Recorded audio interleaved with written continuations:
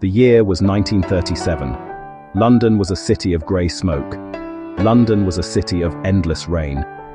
My name is Jack Miller. I was 28 years old. I worked in a small office. The room was always dim. The clock on the wall ticked too slowly. Each day was a copy of the last. I sorted papers. I filed reports. My life was a neat stack of documents. It was a life I did not choose. It was a life I had simply fallen into.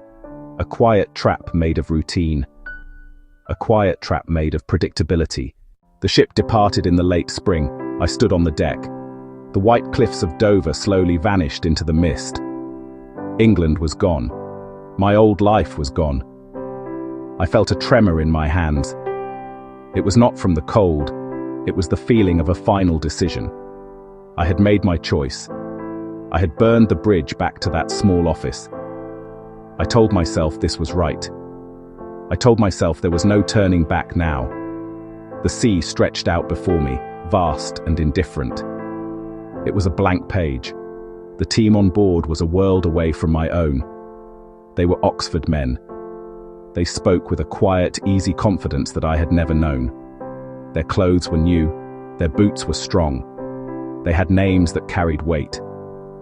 I was just Jack Miller. I had one worn jacket and a small canvas bag. The gap between us was a chasm. I felt it every time they spoke of things I did not understand. I felt it in their casual laughter. I kept to myself. I listened. I watched. My station was the wireless room. It was a small cabin filled with the hum of electronics.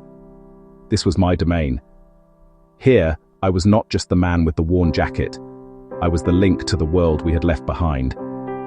I spent hours with the headphones on. I learned the rhythm of the clicks and the constant, whispering hiss of the static. The wireless set was a fragile thread. It connected us to home. It connected us to help. I held that power in my fingertips. The Morse key was my voice. The ship pushed north. The days grew longer. The air grew colder. The sun hung low in the sky, casting a pale, weak light. Things began to go wrong. Small things at first. The kind of things you dismiss as simple bad luck. The new stove in the galley sputtered and died. The cook cursed it for an entire morning. A crate of essential scientific instruments was found to be missing. We searched the entire hold. It was simply gone. No one could explain it. The captain frowned, but he said nothing. He did not want to alarm the men. He wanted to project control, but his knuckles were white. A sailor, a strong man with years at sea, slipped on a patch of wet decking. His fall was awkward. He bruised his arm badly. He could no longer haul the heavy ropes. A crate of dried food, stored deep in the hold, was opened. It was ruined. A slow leak had turned the contents to a damp, useless mush. Each incident was an island, but I saw them as a chain, one link pulling the next towards something I did not want to name. The Oxford men reacted with an infuriating calm. They would discuss each problem in low, measured tones. They called it a spot of bother. They analyzed. They made notes. Their composure was a mask. I could see the flicker of unease in their eyes when they thought no one was watching. Worry can hide behind a calm voice. Fear can wear the disguise of intellectual curiosity. The captain relied on his old maps. He had a stubborn courage, the courage of a man who refuses to see the signs. He spoke of Gruhuken as if our arrival was a certainty, as if success was already written. We finally reached Longyearbyen. It was the last outpost of civilization, wooden buildings huddled against the cold. The air tasted of coal dust and ice. The people were different, hard faces and watchful eyes. This was not a place for tourists or gentlemen adventurers. An old Norwegian trapper approached us. He spoke in a low, gravelly voice. He warned us. He told the captain to choose another place for his base. Gruhuken is not right this year, he said. They debated for hours. The captain spread his maps on the table, lines, the depths. The Oxford men talked of geology, tidal patterns, and the expedition's goals. Their logic was a fortress against the old man's simple words. They found a dozen reasons to dismiss the warning. They called it folklore, an old wives' tale. Their minds were made up long before the discussion began. They had come for Gruhuken. They would not be turned away by a ghost story.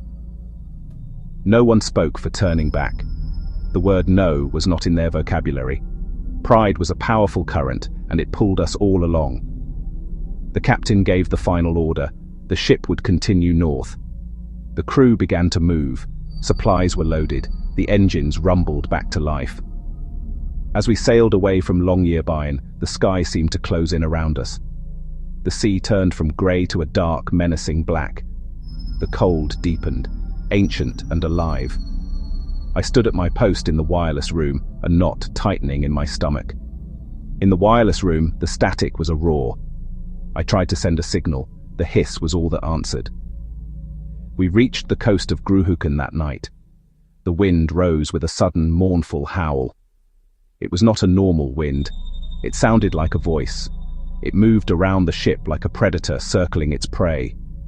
The men whispered. The broken stove, the missing crate, the small misfortunes no longer seemed so small. They felt like omens. We had made our choice. We had heard the warning. We had ignored it. The captain had chosen his pride. The scientists had chosen their ambition. And I had chosen this path to escape a small room in London. Now we were here, standing on the edge of a fate we had sealed ourselves. As I stepped onto the frozen shore, I looked back at the dark water. The old man's words echoed in my mind. The ice has a voice. I listened. And in the shrieking of the wind, for the first time, I thought I heard it speak.